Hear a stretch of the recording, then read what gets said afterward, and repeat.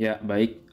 Selamat pagi, izin perkenalkan diri, nama saya Joshua dengan NRP 23137. Di sini saya akan melakukan penjelasan mengenai patogenesis dan patofisiologi dari CND6 case 1, yaitu glaukoma sudut akut tertutup atau acute angle closure glaucoma. Nah, di sini udah di color code ya, jadi di sini udah sesuai warnanya. Kalau etiologi atau faktor risiko itu warna pink, kalau mekanisme yang warna hijau, yang manifestasi klinis warna kuning. Ini sudah sesuai kasus kita di CND6 case 1 ini. Jadi pasien datang, dia berusia 58 tahun. Dia juga bilang bahwa dia tidak mengalami trauma dan tidak mengalami demam. Dia juga mengalami gejala-gejala yang ada di kasus itu lah ya, Anda baca sendiri. Nah, intinya etiologis dari penyakitnya ini tuh ada beberapa, khususnya ada predisposisi bahwa pasien ini udah usia 58 tahun, di mana pada usia 58 tahun itu udah lanjut, lumayan lanjut lah usianya lah ya. Itu udah ada predisposisi punya presbiopia atau mata rabun usia lanjut gitu. Jadi dia jadi rabun dekat karena si lensanya itu sudah presbiopia, itu dia penurunan kemampuan akomodasi dari lensanya karena lensanya mengeras juga dan menebal. Jadi itu ya menebal lensanya, dan juga karena kontraktivitas dari muskulus ciliaris sudah tidak sebaik saat masih muda, sehingga lensanya tuh nggak selpipih karena nggak ditarik dengan sekuat biasanya gitulah. Makanya dia nanti ketebalan lensanya meningkat gitu. Nah, ketebalan lens yang meningkat nanti juga menyebabkan si iris ini terdorong ke arah anterior, karena kan iris itu dia bagian posteriornya dia ada yang khususnya bagian tengahnya ya, itu dia juga menempel dengan si bagian anterior dari lensanya gitu. Jadi dia nanti kalau lensanya dia mencembung atau menebal, itu akan mendorong si irisnya menuju anterior dan akhirnya menyebabkan penyempitan dari kamera okuli anterior. Makanya si kameranya ini, kamera okuli anteriornya dangkal di kasus kita gitu. Lalu juga dia menyebabkan apalagi nih, si iris yang menuju ke anterior ini dia menyebabkan adhesi dari iridotrabekula. Iridotrabekula adalah sudut atau area atau ruangan yang ada di antara iris dan area trabecular meshwork, yang dimana tempat drainase dari aqueous humor, yang itu disebut dengan canal sclem gitu ya. Cuma kita balik lagi ke sini nanti ya, kita bahas dulu bahwa ini ya tadi pasiennya bukan karena di trauma, makanya dia bukan akibat dislokasi lensa, karena dislokasi lensa juga bisa kalau lensa terdislokasi ke arah anterior, nah itu bisa menyebabkan juga acute angle closure glaucoma, tapi kasus ini enggak. Lalu dia juga bukan karena infeksi, dimana kalau infeksi khususnya pada uveitis itu juga bisa menyebabkan gejala-gejala mirip close angle glaucoma, tapi pasien ini kan dia nggak demam dan juga nggak ada tanda-tanda inflamasi, jadi bukan itu.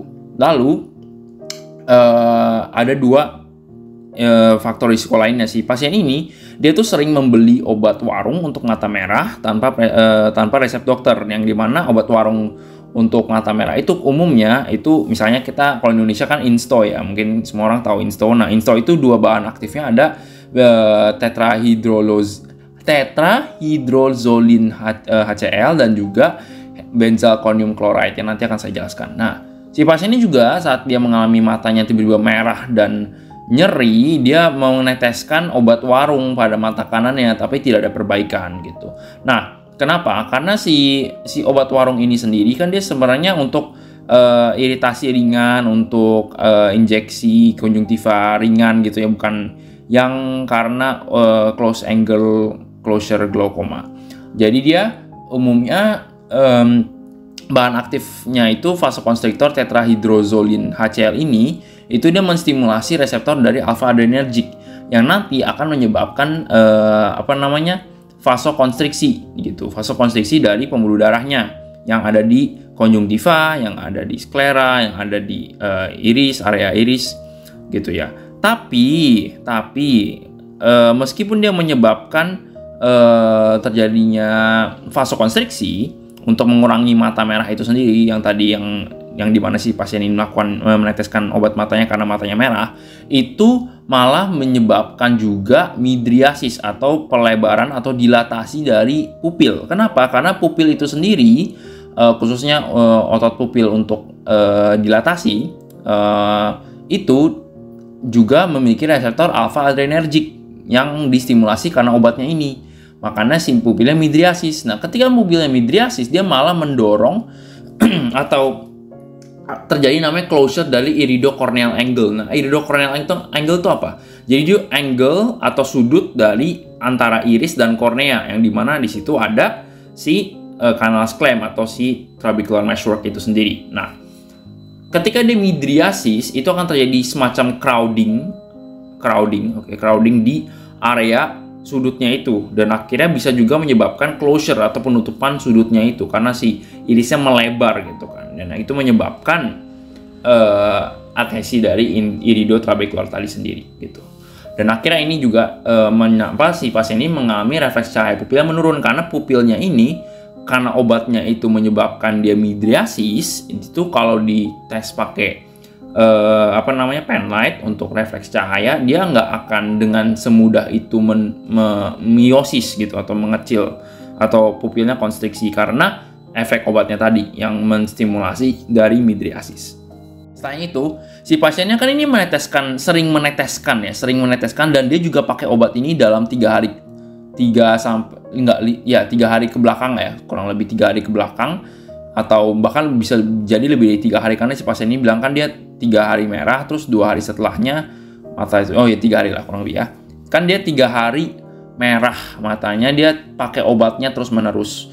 Nah, efek samping dari zat aktif benzalkonium chloride, khususnya benzalkonium chloride ini dipakai sebagai pengawet di obat warung, atau bisa bilang obat topikal untuk mata, karena obat warung tuh kalau di jurnal tuh bilangnya over the counter karena kayak biasanya disediakan di rumah ya. Anyway, dia dipakai pengawet, biasanya pengawet supaya shelf life-nya lama gitu, bisa disimpan dengan lama. Nah, itu pengawetnya tuh benzalkonium chloride, yang dimana dia memiliki efek samping menyebabkan malah konjungtivanya hiperemis atau terjadi vasodilatasi dari konjungtiva. Jadi dia semacam rebound. Jadi kalau dia penggunaannya berlebihan, ibarat si matanya itu malah rebound, efek yang harusnya dia vasokonstriksi dia malah vasodilatasi dan terjadi hiperemis. Nanti boleh dibaca sendiri jurnalnya, ada linknya di deskripsi. Lalu adhesi dari iridotrabecular kan nyebabin apa nih? Nyebabin blokade dari trabecular meshwork. Kalau trabecular meshworknya terblokade, jadi drainase dari aqueous humor itu ada 2. Kan dia diproduksi sama plexus choroid ya kan, lalu dia akan mengalir ya kan dari kamera oculi posterior ke kamera oculi anterior, lalu dia drainase di dia akan drainase di canal sclem maksudnya. Lalu itu 90% dari aqueous humor akan drainase di canal sclem, tapi 10% itu akan drainase lewat namanya uveociliar area. Itu ada sebuah area di musculus ciliaris. Nah, itu sama di processus ciliaris. Itu mereka ada pembuluh darah di situ yang akan mendrainase sebagian dari aqueous humor, tapi nggak seluruhnya karena cuma 10%, emang sedikit banget yang di drainase lewat situ. Nah, tapi ketika terjadi blokade dari trabecular meshwork, si aqueous humor cuma bisa keluar dari si uveociliar ini sendiri, makanya drainase di uveociliar meningkat. Tapi peningkatan drainase di uveociliar artinya kan flow cairan di belakang itu makin banyak ya, karena itu posisinya uveociliar tuh dia di belakang. Karena dia lebih banyak pengaliran yang ke arah sana, tekanan dari iris perifer di area posterior itu meningkat. Nah, kalau dia meningkat, dia makin mendorong si irisnya menuju anterior, yang akhirnya makin memperparah kondisi, yaitu si iris penyempitan dari kamera oculi anterior itu sendiri. Jadi dia malah memperparah. Jadi ini kayak death loop gitulah ya.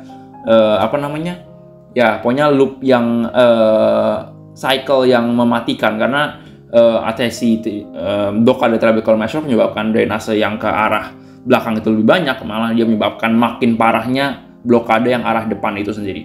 Nah, terus apa yang terjadi lagi? Drainase di depan kan turun nih, menurunnya drainase canal sclem. Nah, menurun drainase canal sclem akhirnya menyebabkan peningkatan tekanan intraokular. Karena kalau kita membayangkan ya, jadi dia akan cairan makin banyak tapi rongganya tidak membesar. Jadi dia lama-lama akan menekan dan terjadi peningkatan tekanan. Nah, Peningkatan tekanan ini akan mendorong apa aja? Pertama, dia mendorong si kornea. Dia mendorong apa lagi? Dia mendorong si lensa. Kalau lensanya didorong, yang di belakang lensa apa yang kedorong? Ada vitreous humor kedorong. Kalau vitreous humor kedorong, maka semua yang kena dari vitreous humor juga kedorong. Nah, kita lihat efeknya apa aja. Kita juga lihat nih, karena tekanan intraokular meningkat, makanya tonometri di mata kiri 3/10, sedangkan tonometri di mata kanan itu 4/7,5. Bentar, ini ya kalau kebalik maaf ya, tapi harusnya kayak gitu. Terus dia kan nekan ke depan nih, si cairan nekan ke depan. Akan jadi namanya penekanan dari kornea ke arah anterior. Maka si epitelia korneanya itu akan terjadi semacam edema. Ya, tapi bukan edema, tapi dia kayak edema, ya kayak bengkak lah, kayak edema.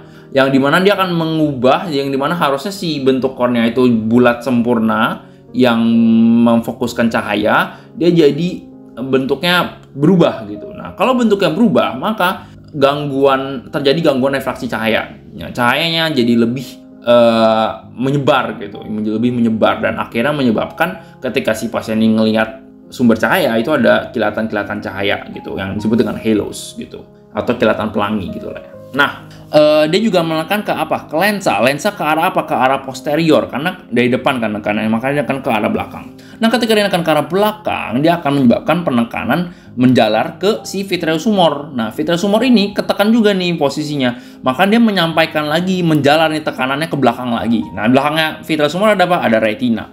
Nah, kalau dia menekan ke arah retina, itu khususnya si retinal ganglion cells itu, dia akan mengeluarkan produksi namanya MMP9 atau Major Matrix Degrading Protein 9. Nah, ini adalah sebuah protein yang akan nanti mendegradasi laminin. Nah, laminin itu sendiri adalah matriks ekstrasel yang mendukung hidupnya si sel ganglion retina itu sendiri. Jadi retinal ganglion cell itu punya namanya integrin. Nah, integrin di dalam si sel-sel ini akan bereaksi dengan matriks sel si laminin ini untuk biar mensupport kehidupan dan survivalnya dia. Itu ada jurnal juga, boleh dibaca. Nah, penekanan dari sel-sel retina ini gara-gara penekanan di vitreous humor, gara-gara penekanan di lensa, gara-gara penekanan di kamera ocular anterior, gara-gara si aqueous humornya numpuk, itu menyebabkan produksi MMP9 yang akan mendegradasi laminin. Nah, kalau lamininnya hilang, maka lamininnya nggak bisa mensupport kehidupan si retinal ganglion cell. Kalau nggak bisa mensupport, maka retinal ganglion cell akan apoptosis gitu, ya akan mati, apoptosis. Selain itu, penekanan pada retina juga menyebabkan aktivasi dari astrosit retina. Jadi retina itu semua juga ada astrositnya juga ya, yang akan ini sebagai sel clean up lah ya di area retina, karena kan retina isinya saraf-saraf semua kan ya. Nah, si astrosit ini juga ketika terkena tekanan intraokular yang tinggi, dia akan menyebabkan pengeluaran produksi dari MMP9 juga gitu. Nah, akhirnya apoptosis lah si ganglion selnya. Apalagi efeknya? Ketika dia menekan vitreous humor dan vitreous humor menekan arah retina, di bawah retina ada apa? Dia ada pembuluh darah kan juga. Nah, maka terjadi penekanan pada posterior ciliar artery, dan ada arteri-arteri lain juga tapi nggak aku sebutin karena masih banyak. Intinya arterinya tertekan, dan arti yang tertekan menyebabkan iskemia. Kalau iskemia, maka apa terjadi? Maka si sel-sel retinalnya nggak bisa mendapatkan oksigen. Kalau dia nggak bisa dapat oksigen, dia akan mati gitu, atau nekrosis juga bisa terjadi. Tapi lebih ke apoptosis di sini kalau di jurnal yang saya baca. Gitu, apoptosis, dia mati. Selain itu, setelah di apoptosis, apa nih terjadi?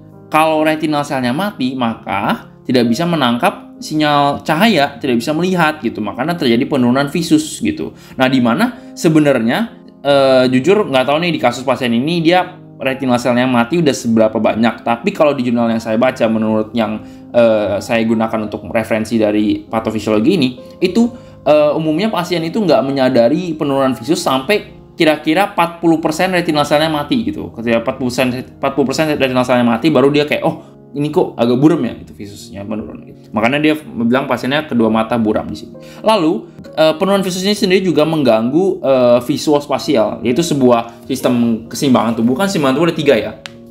Ada proprioseptor, ya kan, dari otot-otot kaki, ada vestibuler dari telinga, sama ada visuospasial dari mata gitu yang bisa melihat. Nah, ketika itu terganggu, maka si cerebellum yang mengontrol dari keseimbangan tubuh ini akan terganggu juga fungsinya, dan dia akan menyebabkan efek si pasien ini merasakan pusing gitu. Selain itu, apoptosisnya ini juga menyebabkan degenerasi dari intrinsically photosensitive retinal ganglion cell atau IPRGC. Nah, IPRGC ini adalah sel-sel retina yang khusus untuk mendeteksi cahaya, bukan untuk penglihatan, tapi untuk sistem sirkadian dan sensitivitas terhadap cahaya gitu, sama refleks pupil juga.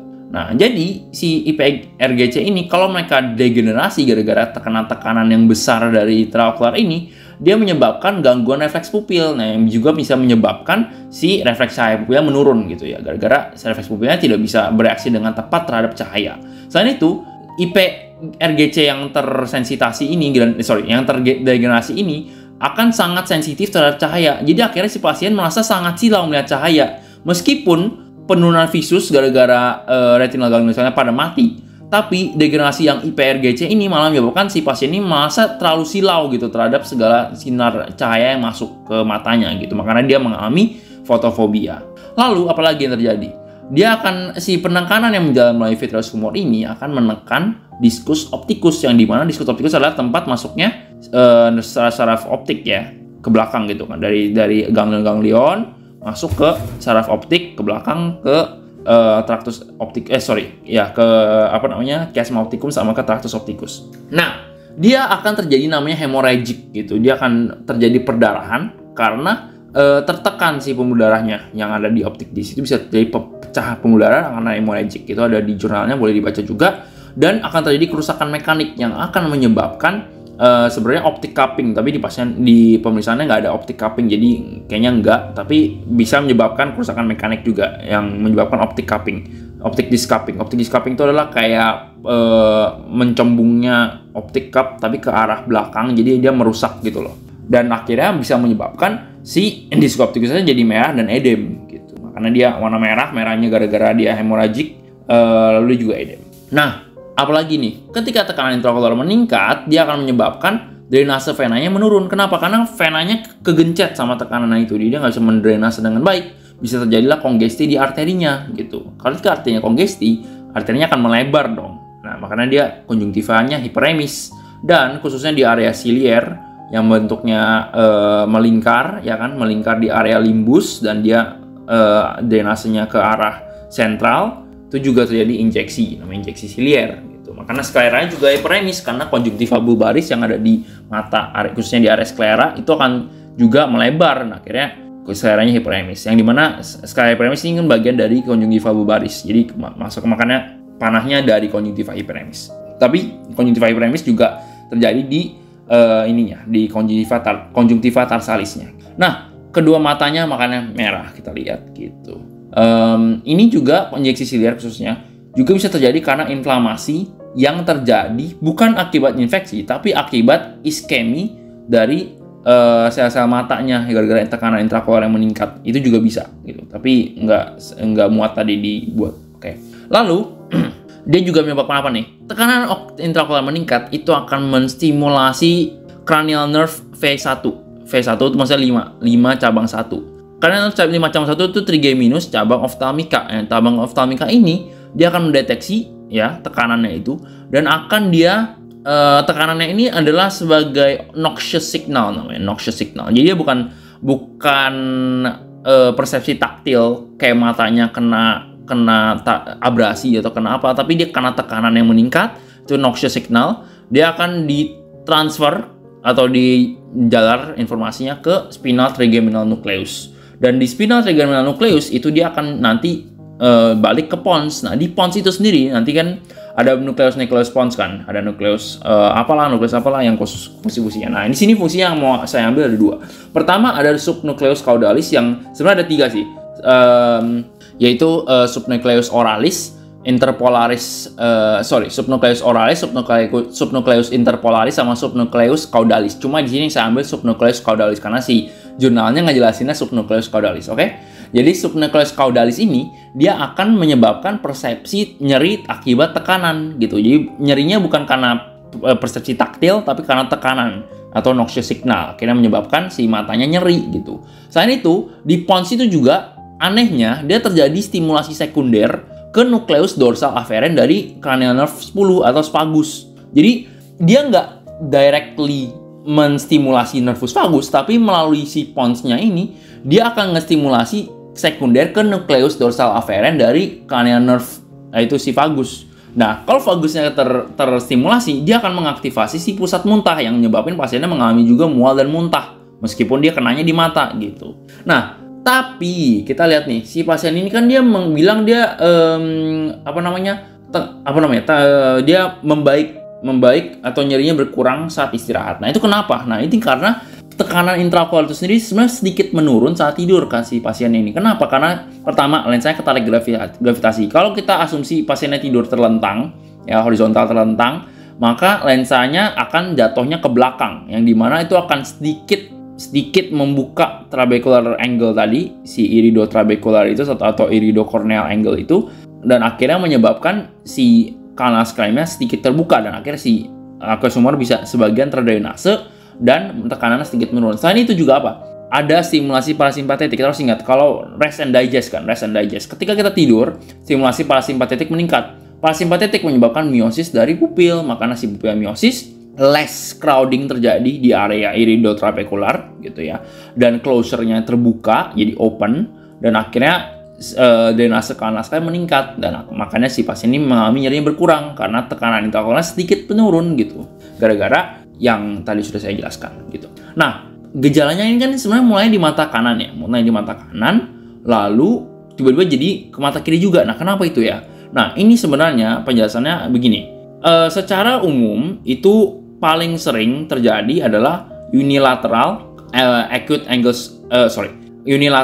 angle closure glaucoma. Tapi ada 10% kasus itu yang bilateral.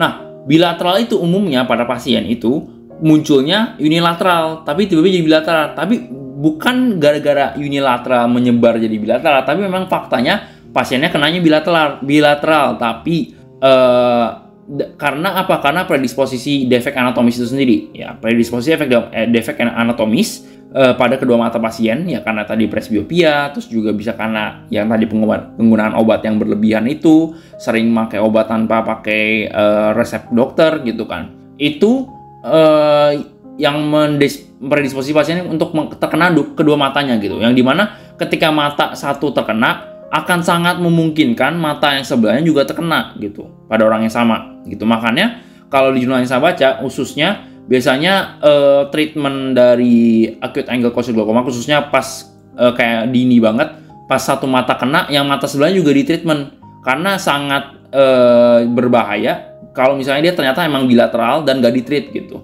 Nah, makanya ya, dia gejalanya muncul lebih telat, tapi memang faktanya dia bilateral gitu. Makanya mata kirinya juga mengalami gejala serupa. Baik, mungkin sekian untuk penjelasan mengenai patogenesis dan patofisiologi dari case 1 CND6, yaitu SSS dan skin disease, atau special sensory system dan skin disease. Terima kasih sudah menonton. Semangat ujian sokanya, semoga membantu, dan sampai jumpa di video berikutnya. Bye-bye!